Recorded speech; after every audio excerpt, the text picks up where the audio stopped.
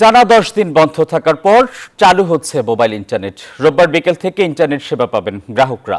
Mobile phone অপারেটরদের সংগঠন অ্যামটবের সঙ্গে বৈঠক শেষে এই কথা জানান তথ্য প্রযুক্তির প্রতিমন্ত্রী। জানান যাচাই বাছাই না করে ভিডিও ছবির অবাধ প্রচার বন্ধ না করায় ফেসবুক, টিকটক সহ কয়েকটি সামাজিক যোগাযোগ মাধ্যমের কাছে ব্যাখ্যাও চেয়েছেন তারা।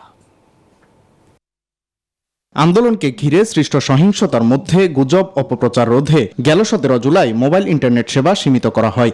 10 দিন পর রোববার বিকাল থেকে মোবাইল ইন্টারনেট স্বাভাবিক হবে এমন ঘোষণা দেন তথ্য প্রযুক্তি প্রতিমন্ত্রী। বিকাল 3টার পর থেকে সারা দেশে মোবাইল নেটওয়ার্ক 4G পুনঃস্থাপন করা হবে ইনশাআল্লাহ। সকল ইন্টারনেট গ্রাহক 3 দিনের মধ্যে 5GB ডেটাটা প্যাকেজটা তারা বোনাস হিসেবে পাবেন।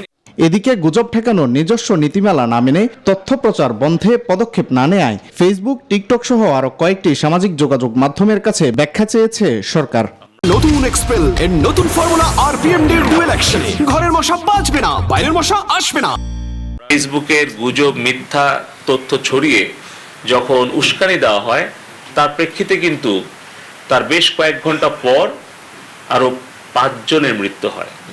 তাহলে আমরা বলেছি যে এই মৃত্যুর দায় কি ফেসবুক এড়াতে পারে?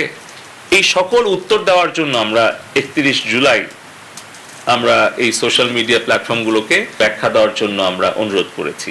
কোটা সংস্কার আন্দোলনকে ঘিরে সৃষ্ট সহিংসতায় ডাক, টেলিযোগাযোগ ও তথ্য প্রযুক্তি খাতে হাজার কোটি টাকার বেশি ক্ষতি হয়েছে বলেও জানান প্রতিমন্ত্রী। আমাদের ব্যাপকভাবে সচেতনতা তৈরি করা দরকার। ওয়ালিদ সাকিব, নিউজ 24, ঢাকা।